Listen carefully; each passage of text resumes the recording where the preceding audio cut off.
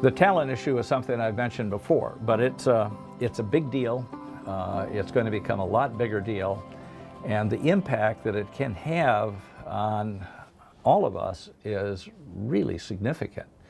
And one of the things I'll mention here about manufacturing is that manufacturing in general has what we would refer to as a high economic multiplier.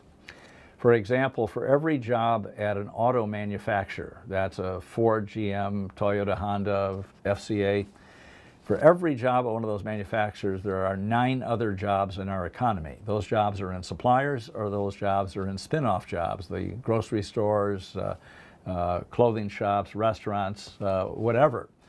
When you compare that job to that cool Wall Street job, which has a multiplier of 2, what it tells you from an economic standpoint, manufacturing is really, really important. And most people take it for granted and don't understand just how significant it really is. Now, as we look at this talent issue, boomers are retiring. There's not a great deal of appropriately educated people behind them. All jobs today require special skills. And to give you kind of a picture of that, go back about 40 or 50 years. 3 school dropouts walk into an auto plant. They meet the foreman. The foreman says, just do this job repetitively, don't think, life will be good. You move forward from there, the foreman's gone. It's now a self-directed work team. Technology has flowed into that plant. They've made significant changes. Now it's time for these 3 people to retire. They're replaced by 1 person. That's kind of the measure of the productivity that we have seen over that period of time. And that 1 person now has to have a minimum of a community college degree, much higher level of education, much different kind of capability.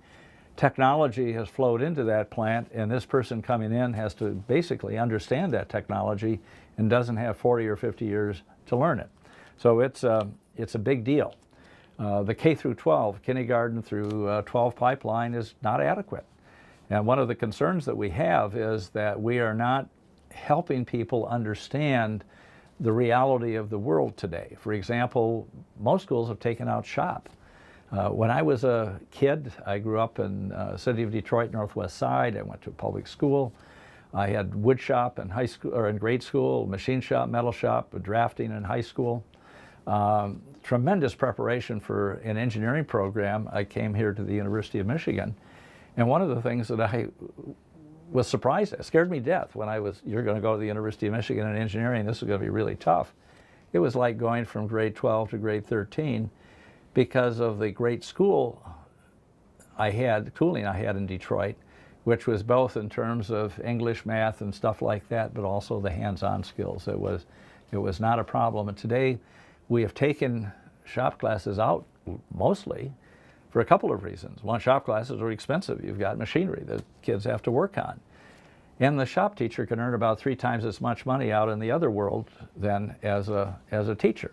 So we have something to work on in terms of helping that K through 12 pipeline be appropriately prepared to take jobs in the area of manufacturing, and certainly this applies to the auto industry.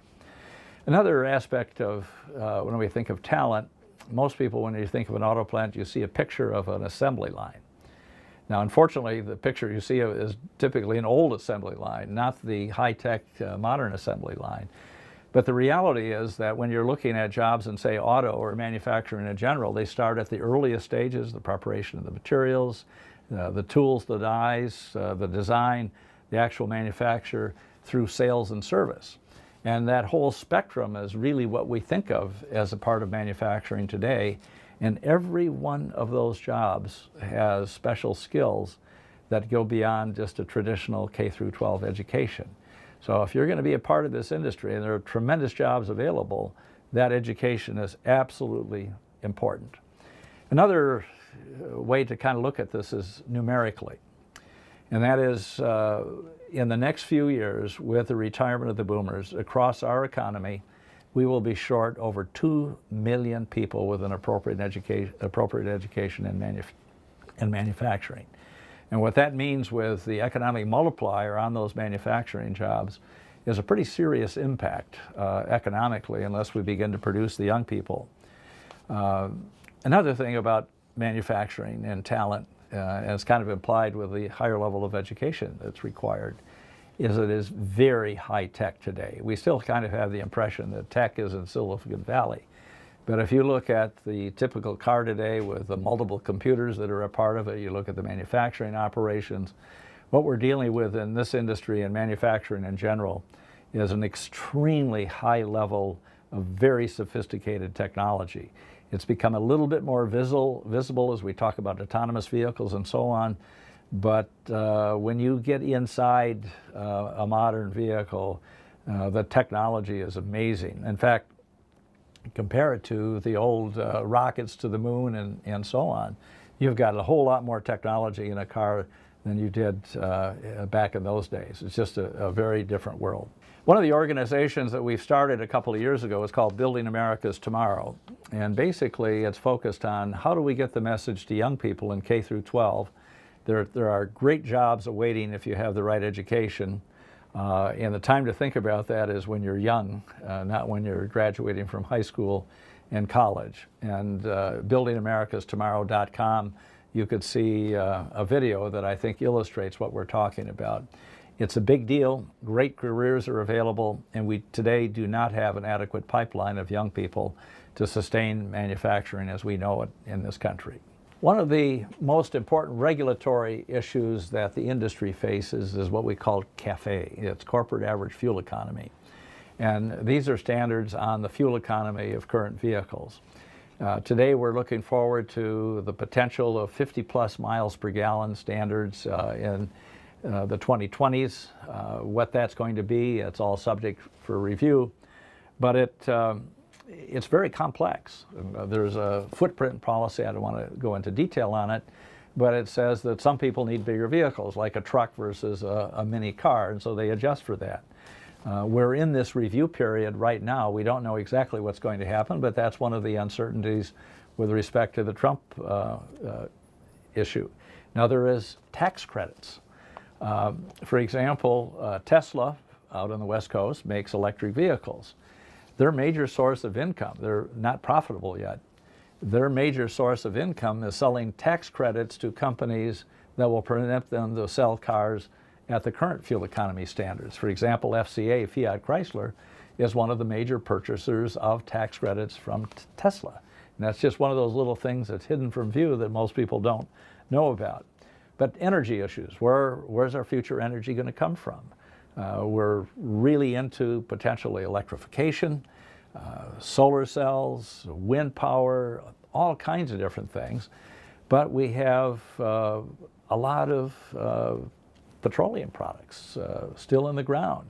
We're concerned about CO2 and climate change. And all of these things are going to be, I think, a significant factor as we look forward in terms of energy. The one thing that we do know is that to do anything, you're going to require energy for it. For example, we often talk about, oh, well, the future is solar and wind.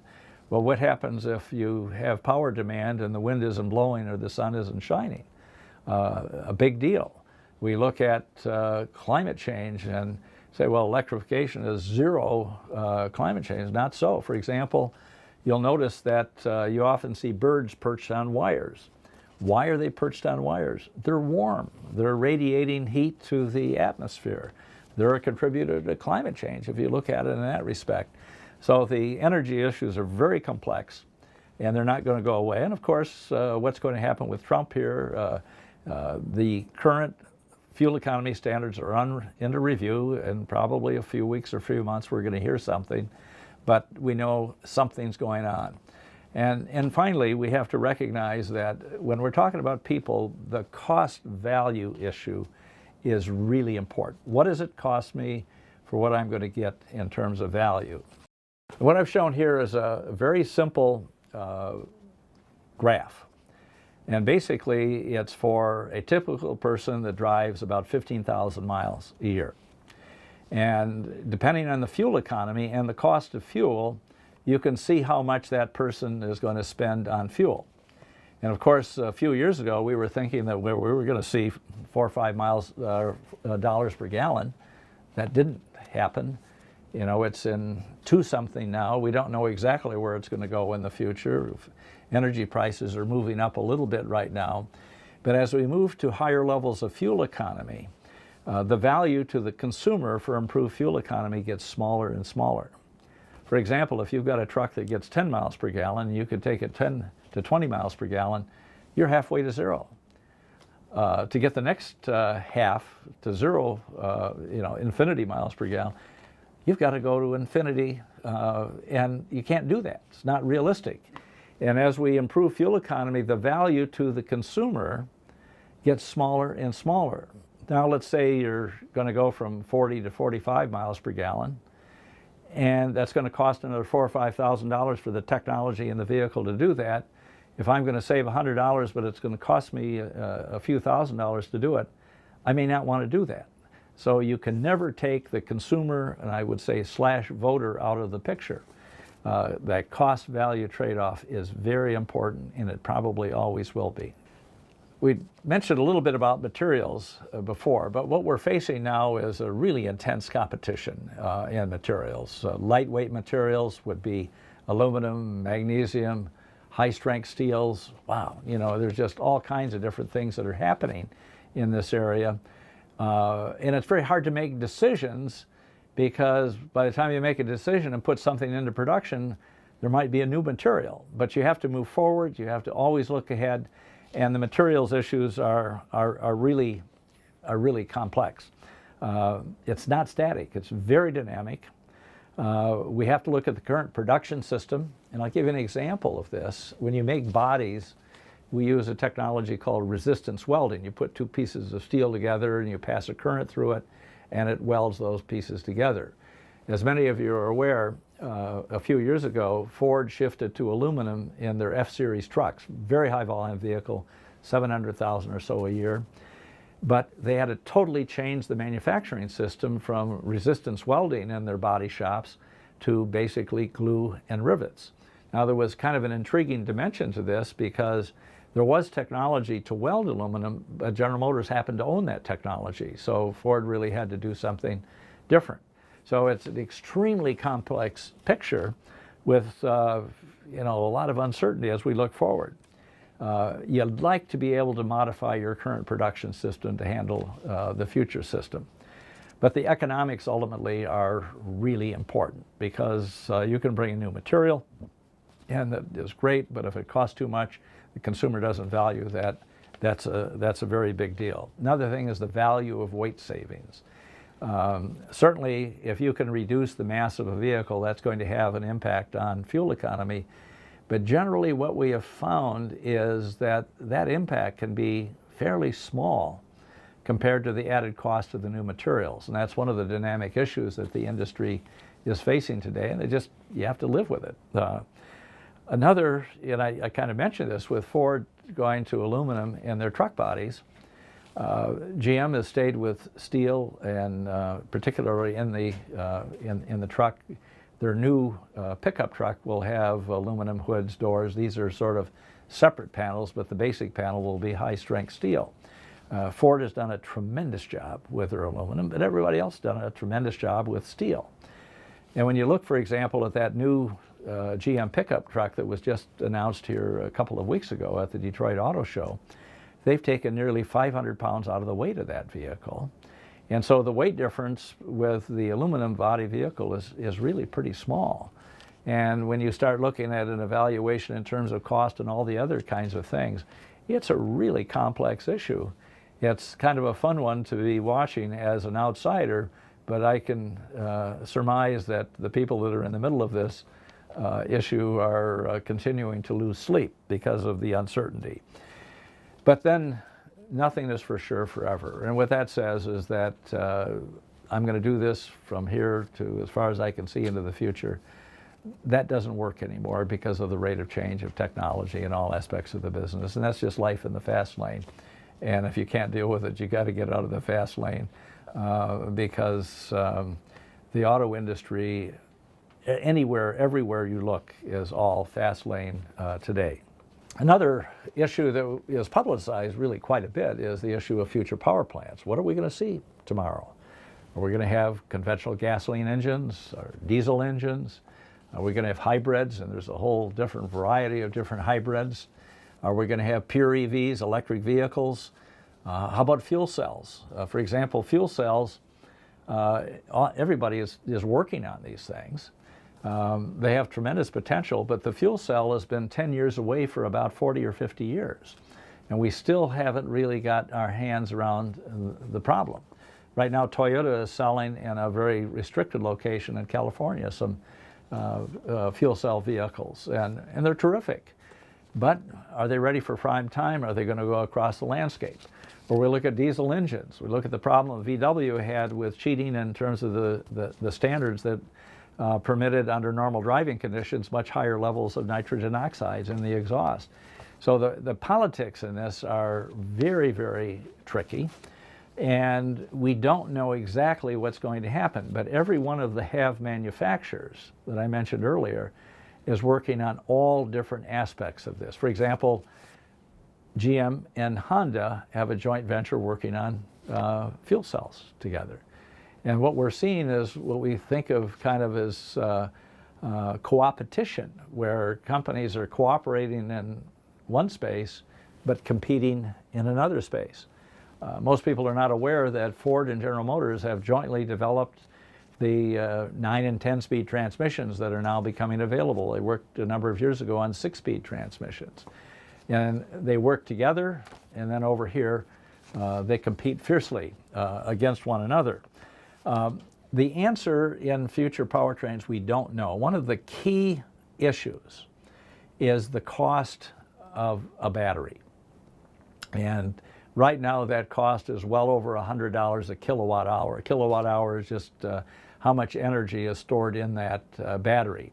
And to give you some perspective on it, if you compare a cubic foot of battery to a cubic foot of gasoline or diesel fuel, you've got about 10 times the volume in an electric battery that you would in that fuel. So it's not easy. Batteries are going to be big for the amount of energy content. And the cost right now is well over $100 a kilowatt hour. If it gets down less than $100 a kilowatt hour, that's a big deal. Then we start to worry about things. It's not that we aren't right now, but how fast can you charge a battery? Or where can you get a charge? What about the electrical capacity in the grid to supply electricity to a lot of these batteries? And what we find is that the complexity of the issues that we're dealing with are just absolutely amazing.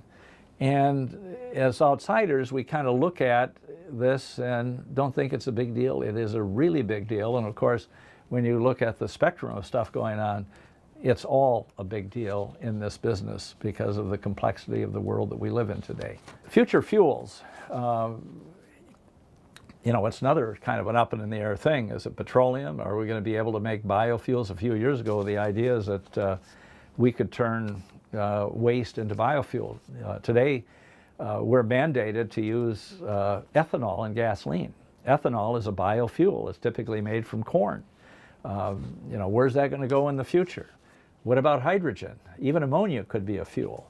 And the fact is that whether we look at electrification or conventional engines or hybrids, we're going to see a long future of uncertainty with respect to future fuels. Now, one thing that is important to recognize is that as we improve fuel economy, as we do make a transition, for example, to more electrification, one of the things that's going to do is probably keep a lid on the pricing of liquid petroleum.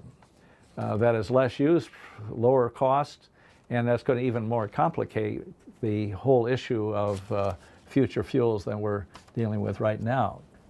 Certainly one issue with respect to fuels is the price of fuel or price of gasoline. And we have to recognize that we don't know how that's going to play out in the future. Is it going to be $1.50 a gallon, $2.50 a gallon, or even $5 a gallon? Or in parts of the world, they put a tax on it. It could be well over $5 a gallon. I'm not sure that's going to fly politically here, but in this more globally integrated world that we live in today, you have to recognize that the economics related to energy and fuel in general, is a big deal. It's not going to go away as an issue, and we should at least think about it. I can tell you that every auto manufacturer auto supplier, whether they're talking about the energy to make things or the energy that their customers will use in operating things, is a big deal. And if you don't take that into account and prepare appropriately, you could have a very difficult surprise. There are a number of breakthrough areas. I could list a number of them here, but certainly advanced materials is an issue. We don't know how that's going to emerge, but there's a tremendous amount of work going on. Advanced batteries. Right now we're using a lithium type battery. Everybody in batteries is trying to figure out how to do what we call a solid state lithium battery that can be charged more quickly, has greater energy density. We just don't know how to do it yet. It's kind of a laboratory thing, but everybody's in the battery world is working on that. And we're looking at other stuff that could be batteries. Some of you remember, in fact many today, you have lead acid batteries in cars, and they're fine. They're just not capable enough to be a power source for a electric vehicle. They can do things inside our current vehicles, but we've got to have something different if we're going to see electrification in the future. The whole concept of mobility, I talked a little bit about that before.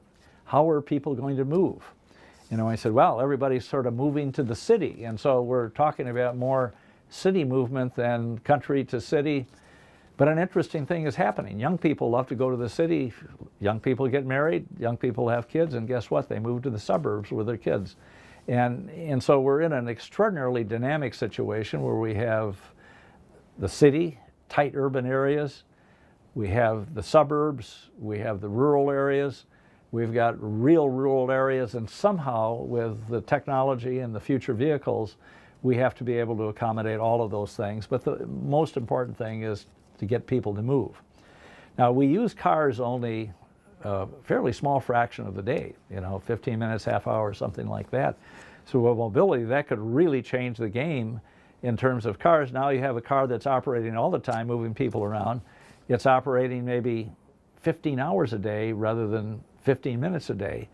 So we're going to need a lot fewer cars. Well, hold on a minute. If you're going to be operating cars much more of the time, you're going to be accumulating mileage much faster than you would in that personal vehicle. So what you're looking at is a much faster wearing out of that car. So the impact on total sales of vehicles may not be very much at all, and may actually increase with the increase in population.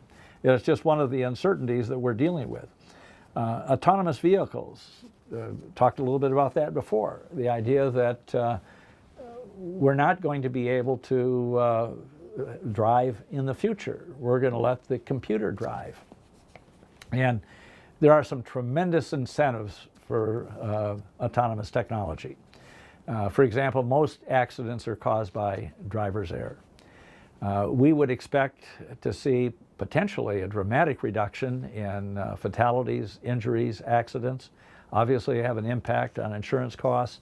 Secondary impact, for example, in hospitals, highway trauma is a big part of the hospital emergency room. If we could shrink that, that could potentially reduce medical costs. So it's a very complex topic. We don't know exactly where it's coming. There's a lot of bragging. I'm first. I've got the best thing in the world. But we're really quite a long ways from what I would say is that level 5 vehicle where you are asleep in the back seat on a trip. In the West Coast, Google, for example, has been running, or it's the Waymo division of Google, has been running a number of cars.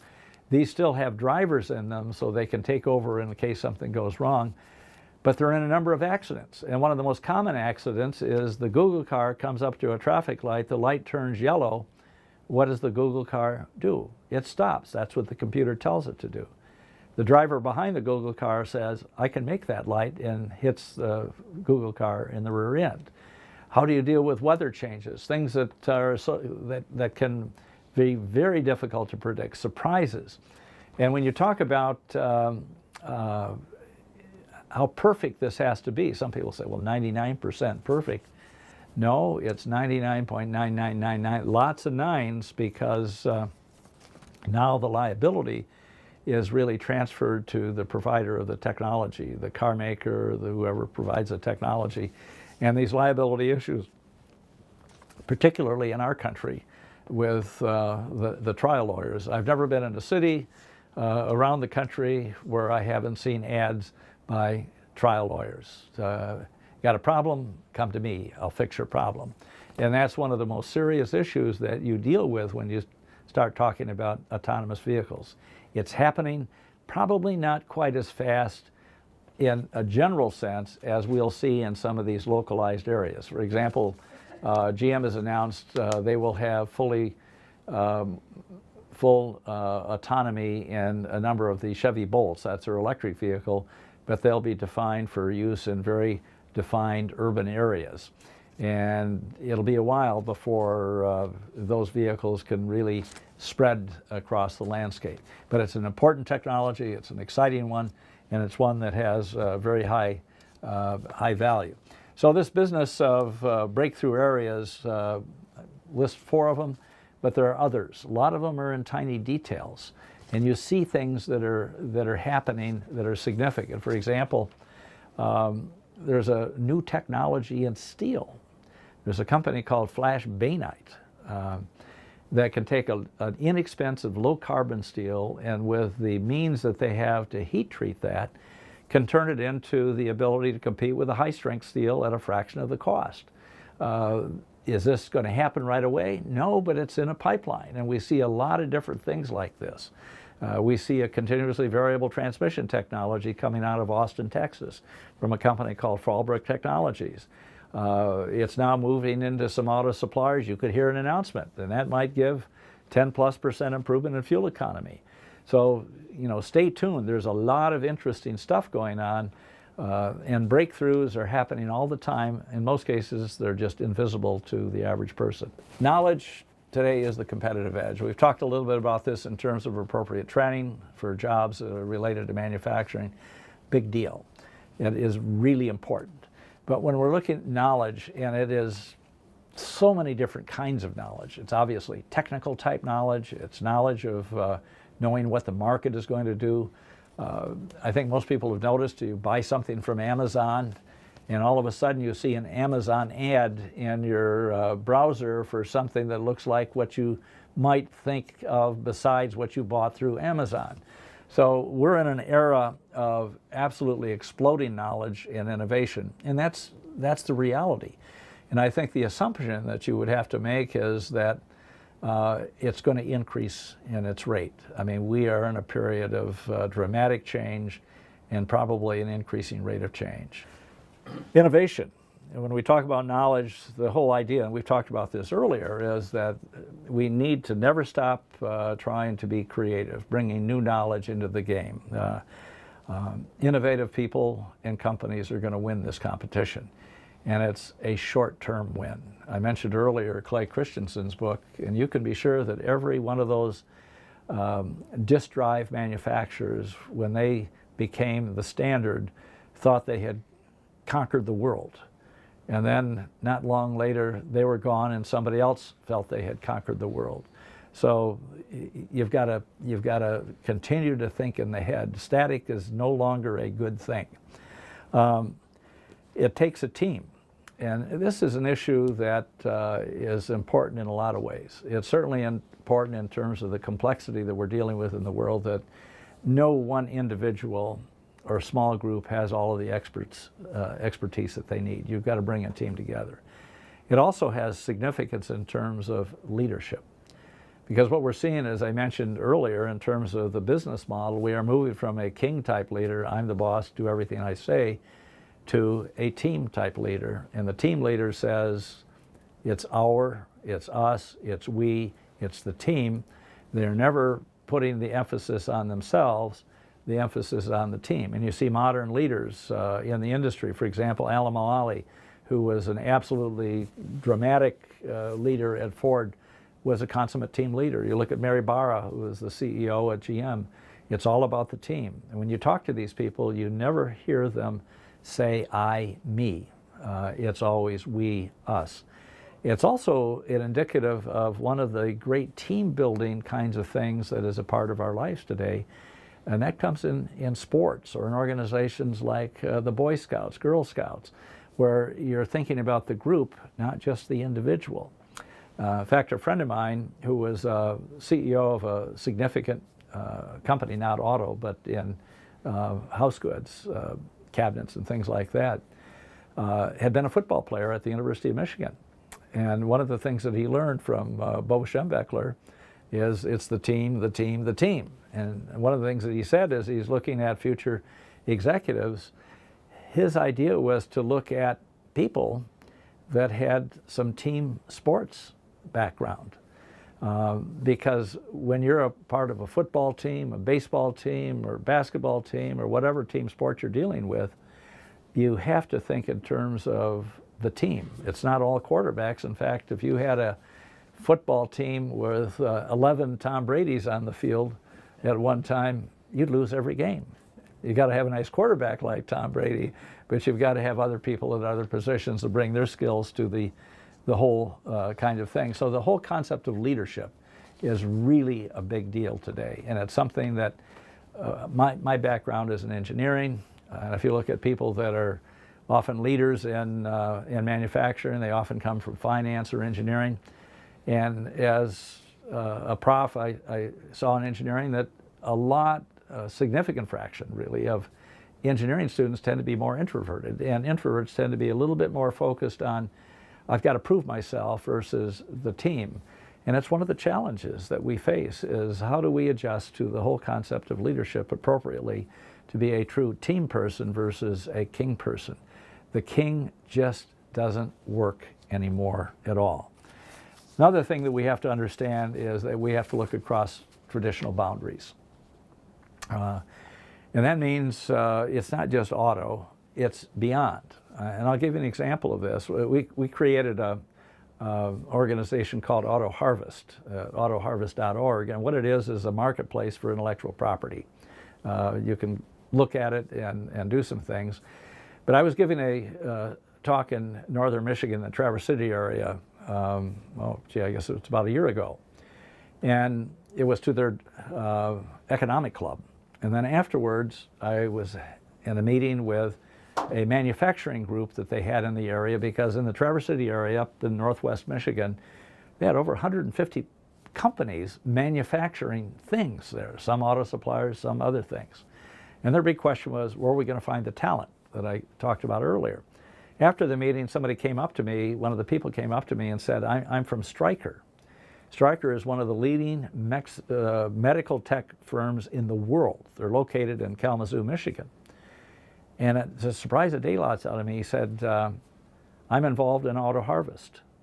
Now, auto guys and med tech guys are probably not going to talk to one another. They're not going to run into one another hardly ever. But he said, you know, we have a lot of intellectual property we have developed for our prostheses and things like this and materials. Maybe somebody in auto can use it, and maybe they're doing some stuff that we could use in our field. So one of the purposes there is to try to get boundary crossing between fields and disciplines that don't talk with one another. And so this is a very important part of innovation, is that you learn to look outside of the traditional territory that you're in. Now with Auto Harvest, which operates across the world, it's very inexpensive. It's like a dating site. You have 1 million men, and one guy says, these are the 20 attributes I'm looking for in a woman. Here's 1 million women. Here's a woman says, I'm looking for these 20 attributes in a man. That's going to be really difficult to do, by the way. And you can put them together. Now what they do is kind of up to them. The whole deal is to arrange the connection or the meeting. And it's a very, very important thing. And I'll close with a comment that there was a fellow by the name of Bob Lutz, who was, he's been a significant executive of Fiat, Chrysler, Ford, GM, BMW. He's gone around the world. He's still alive, still very active. He writes columns for Car Magazine. And Bob is a very innovative, creative guy. But one of his hallmark sayings, he says, sometimes it's better to ask forgiveness than permission. And it doesn't mean that you do stupid things, but it's important to always sort of think beyond where you are today. Push the envelope. And if you do that better than your competition, there's a pretty good chance you're going to be the winner in the game you're playing. And my final comment is fasten your seatbelts. We're in for a really wild ride.